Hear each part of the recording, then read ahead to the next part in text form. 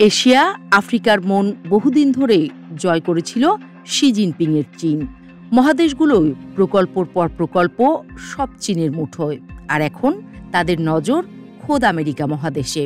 একসময় প্রশান্ত মহাসাগরের বাণিজ্য পথে একচ্ছত্র প্রভাব ছিল আমেরিকার, সেখানে এখন নতুন শক্তির চীনের পদধ্বনি। পেরুর উপকূলে চীনের $1.3 বিলিয়ন বিনিয়োগে গড়ে উঠেছে চাংকাই বন্দর, আর সেটি এখন বদলে দিচ্ছে দক্ষিণ আমেরিকার অর্থনৈতিক মানচিত্র। 2024 সালের নভেম্বরে যখন এই গভীর সমুদ্র বন্দরটি আনুষ্ঠানিকভাবে চালু হয়, তার মাধ্যমেই এই মহাদেশে আমেরিকার নাকের ডগায় শুরু হয়েছিল চীনের নতুন অধ্যায়। এখন প্রশ্ন উঠছে, তবে কি আলেকজান্ডার দ্য গ্রেট হয়ে যাচ্ছেন শি জিনপিং? আলেকজান্ডার যেভাবে প্রাচীন বিশ্বের মানচিত্রে তার সাম্রাজ্যের পতাকা গেঁথেছিলেন, ঠিক সেভাবেই এশিয়া আর আফ্রিকার মন জয় করার পর এখন শি জিনপিং এর চীন নজর দিচ্ছে আমেরিকা মহাদেশে।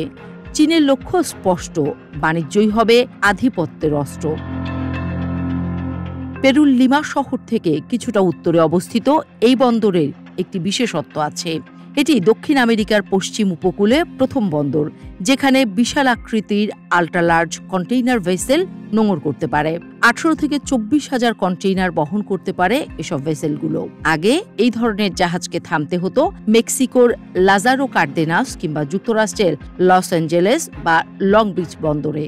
সেখান থেকে পণ্য ছোট জাহাজে করে পৌঁছাতো দক্ষিণ আমেরিকার বিভিন্ন বন্দরে। কিন্তু চাংকাই সেই নির্ভরতা একেবারে ভেঙে দিয়েছে। এখন চীনের পণ্য সরাসরি পেরুতে পৌঁছাবে যুক্তরাষ্ট্রের ট্রান্সশিপমেন্ট সিস্টেমকে বাইপাস করে। বন্দরটির 60% মালিকানা চীনের রাষ্ট্রায়ত্ত কোম্পানি কসকো শিপিং এর হাতে। এই কোম্পানি এখন নতুন এক বাণিজ্য করিডোর খুলে দিয়েছে, যা চীনের গুয়াংজু থেকে সরাসরি চাংকাই পর্যন্ত।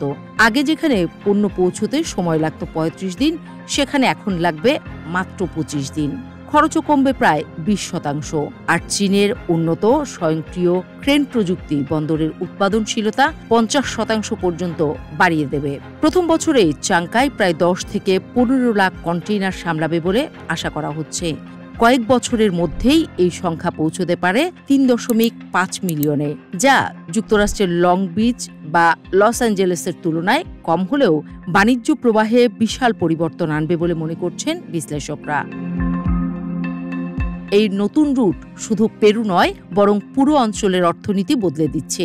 ইকুয়েডর এখন তার কলা ও চিংড়ি চীনে অনেক কম খরচে রপ্তানি করতে পারবে।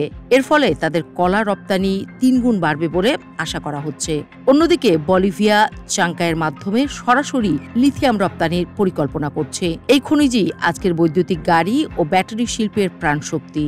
আর এই সরাসরি রুট মানে হলো চীনের হাতে আরও শক্তিশালী খনিজ সরবরাহ হওয়া। অর্থাৎ সব দিক বুঝে শুনেই এত আয়োজন শি জিনপিংয়ের।